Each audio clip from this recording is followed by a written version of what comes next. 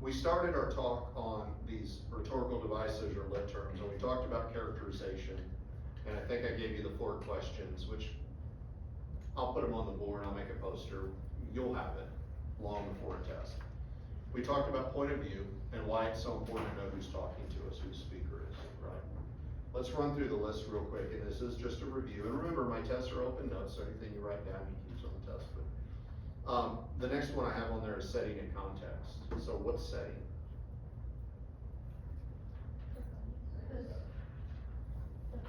The place and the time. Time and place. Time and place. Time of the action of the story. It doesn't have anything to do with the author. It doesn't have anything to do with when he's writing the story. But time and place of the action. It could be real specific, right? It could be like, you know, July 5th at 1:15 p.m. in Kalispell, Montana at the city park. Or it could be real general, like in the summertime in the Rocky Mountains. Okay, but time and place of the action of the story. Time, you've seen the show 24? The Kiefer Sutherland, that might be old by now. It was like an action, like series, TV series, but it like took place in one day. So like each series was 1 hour of the same day type thing, kind of gimmicky. But when we talk about time with setting, we need to know, does this story take place over an afternoon or over a week or over a summer or over 3 years? So we need to know the timeline of the story, and that goes to setting. The Great Gatsby takes place over a summer. There's a couple flashbacks where we go back in time by several years, but the story itself, we're talking about a summer. We need to know that. Remember we talked yesterday about how people change and our attitudes change and what we think about, you know, things change. The longer that time period, the greater the chance that our narrator and our characters change. Okay. So setting is time and place of the action of the story. Okay. Context has to do with the author and when the book is written and what's going on in the world. So if I give you a poet and a poem that was written in Germany in 1943, does that poem have to be about the Holocaust and World War II? No, but if the poet is living there at that time, the Holocaust and the Nazis and all that, that's definitely influencing what they're thinking about and writing. So the poem doesn't have to be about that, but it is influenced by that. So the historical context. Okay, so context has to do with the author and what's going on in the world when it's written and when it's published. The Crucible, I always point to the, y'all can't see it, there's a poster for the Crucible over here. That's the play we're gonna read later in the fall. It's about the Salem witchcraft trials. It's set a couple hundred years ago, but it was written in the 1950s. And with that play, it really matters what it's really about. I mean, it matters when it was written. So context has to do with the author and when it was written and published. Setting has to do with the story itself, okay? Tone and mood. What is tone or mood of a story? What you're supposed to do in the story. Okay, how the author, or better yet, the speaker, how they feel about their topic. So, if I write a poem about a dog, and I'm the first person narrator, the speaker in it, do I love the dog or hate the dog? How do I feel about the dog? Okay, so that's tone. What's the atmosphere or the emotional kind of vibe of the speaker and the other characters? That's tone. Mood. Mood is about me, the reader. Mood is about how it makes me feel. What mood it puts me in.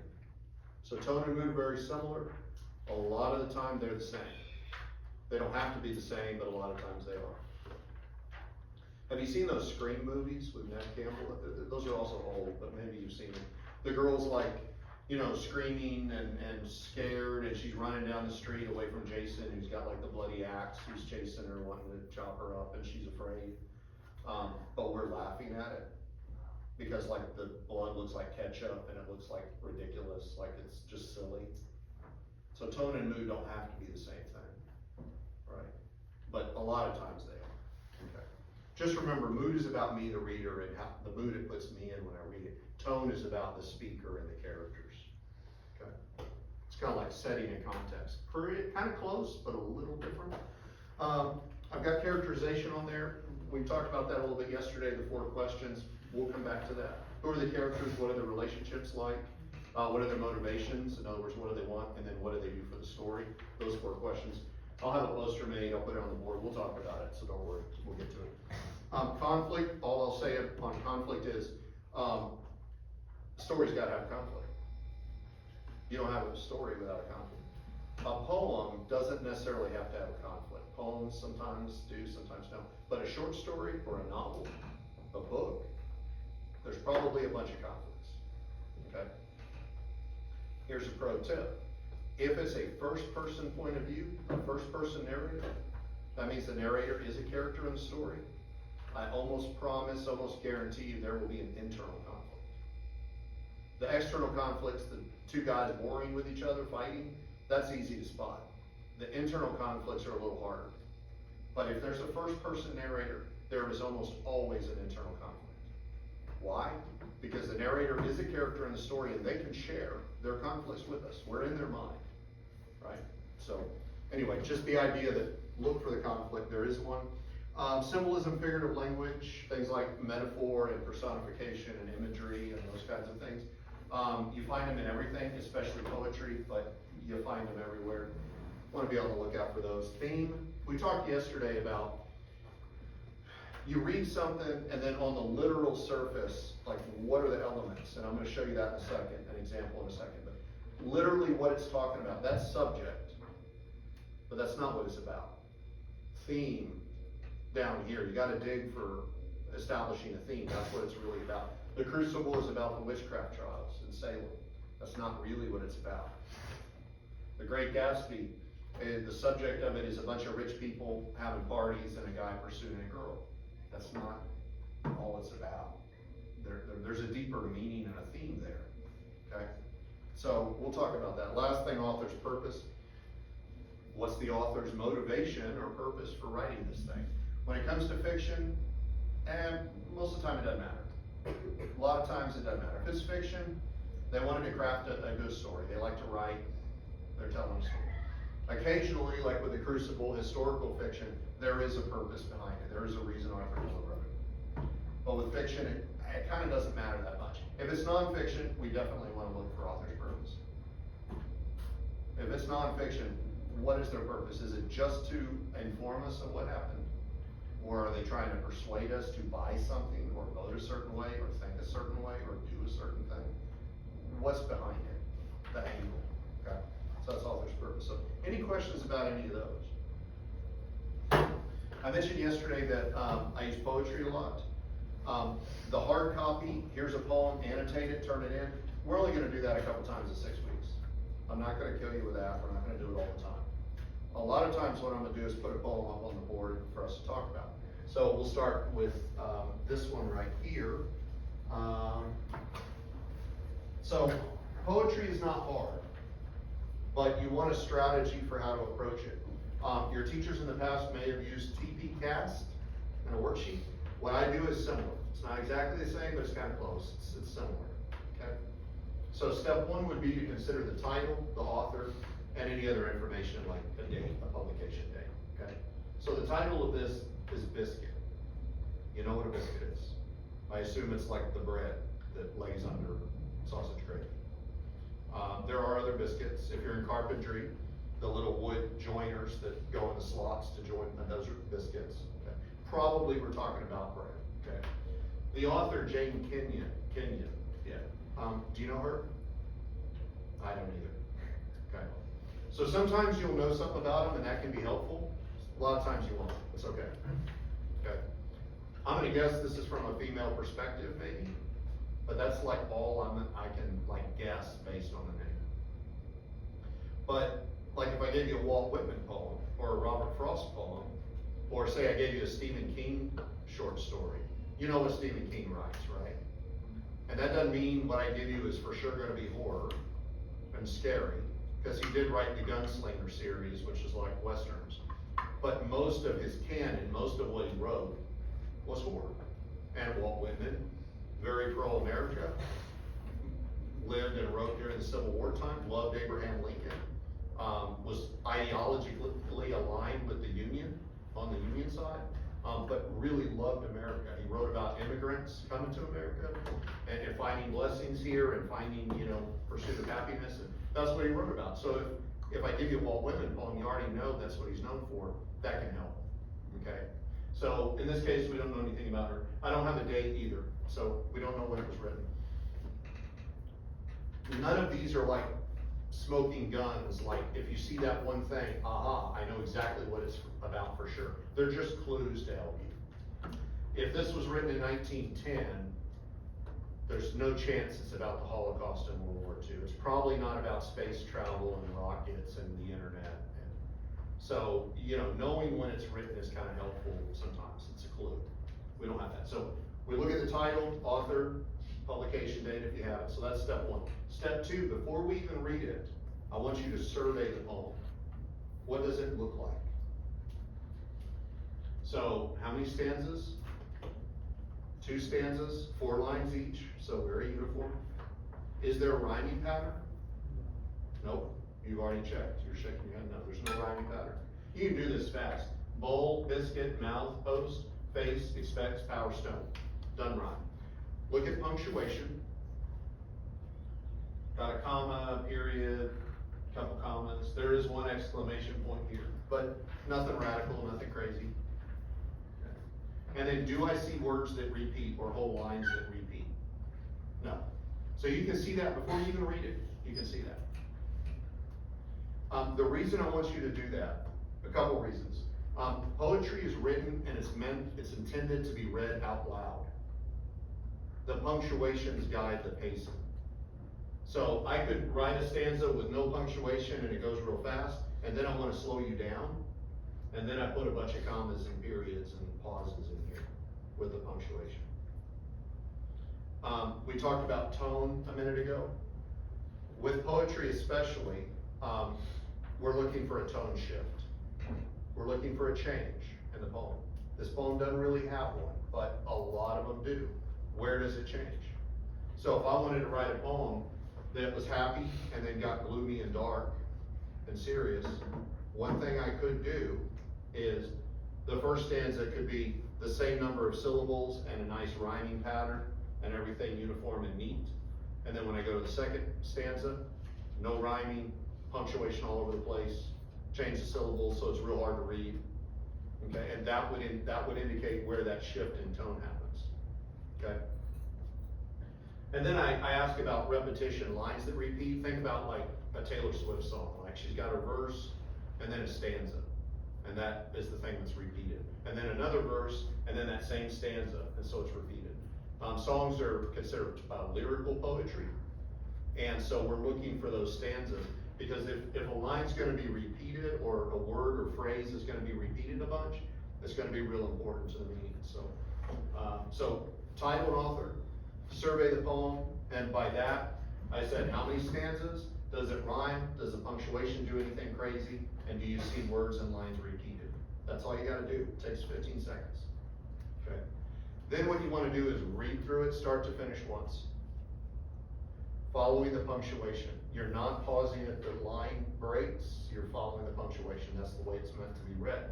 I'll read this one, and then after today, I'll start kinda asking for volunteers. So this poem is called Biscuit.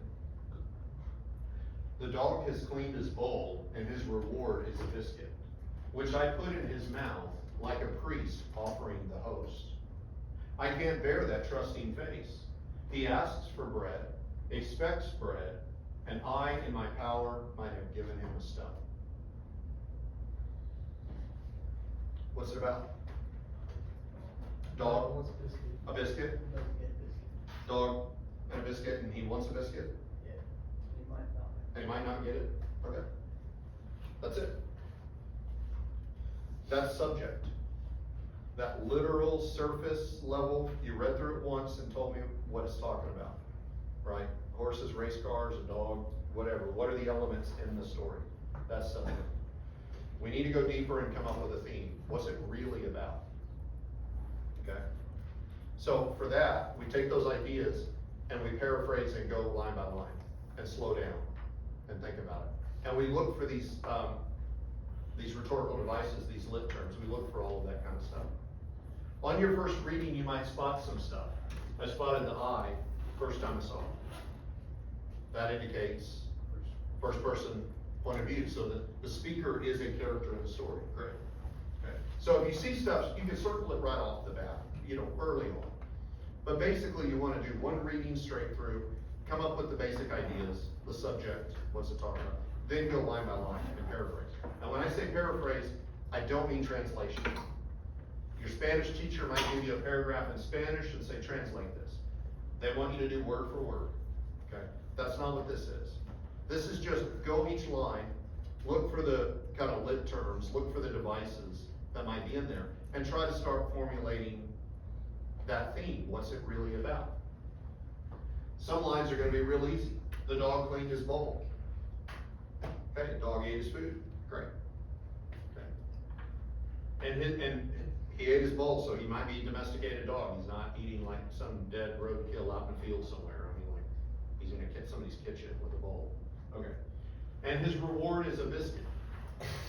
So we're not talking about the wood wafers that carpenters use to join wood. We're talking about bread, a biscuit. Okay. And his reward is a biscuit, which I put in his mouth. So I is a first person speaker. So who are the characters in the story? The dog and the owner. What's their relationship like? Huh? A pet and an owner?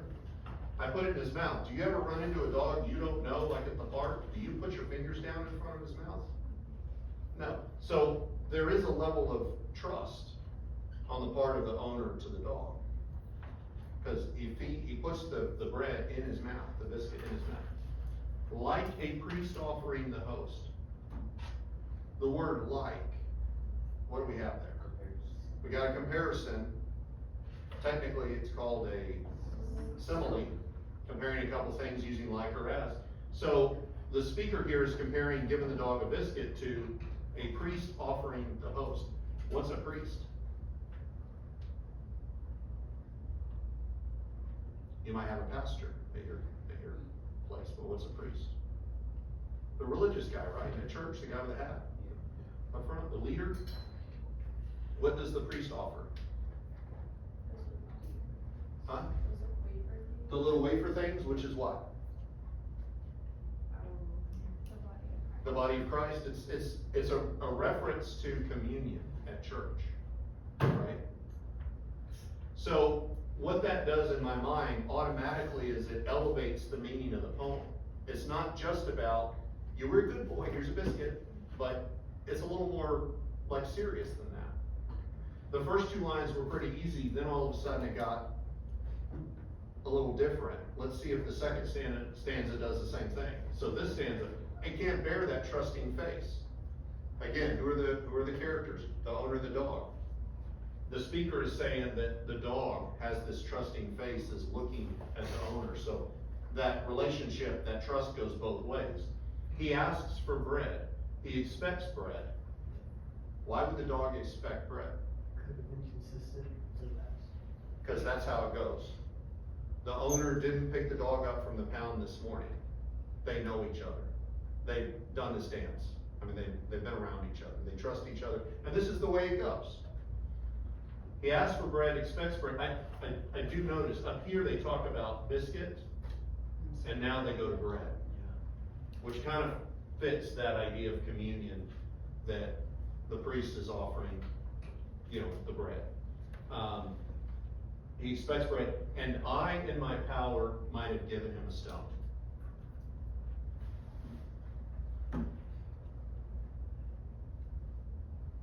What do you think about the last two lines? How would you paraphrase it? Well, I hear stone after priest and bread. I'm thinking like the biblical term whenever you're stoning someone. Okay. So I'm thinking like the owner took the bread, or no, I don't know. Did the owner give, I thought something. what did the owner give the dog? A biscuit. He asks for bread, expects bread, and I, in my power, I might have given him a stone. It's already happened, it's past. I'm assuming the owner didn't give him a stone, but the owner is saying, I have power over this other character, I have power over this dog, and I could have given him a stone if I wanted to be a jerk. Right? So what's the poem about? Trust. Do y'all have dogs or cats? Dogs, can the dogs do anything on their own? Like, can they feed themselves? Christmas vacation, cousin Eddie tells his dog, go on in the kitchen, get yourself something to eat. I mean, like, can the dog make a ham sandwich or, right? So, the relationships, the characters, the owner, speaker in the poem, and the dog, it's a relationship of trust, but there is some dependency there. The dog is dependent on the owner. Your pets are dependent on you.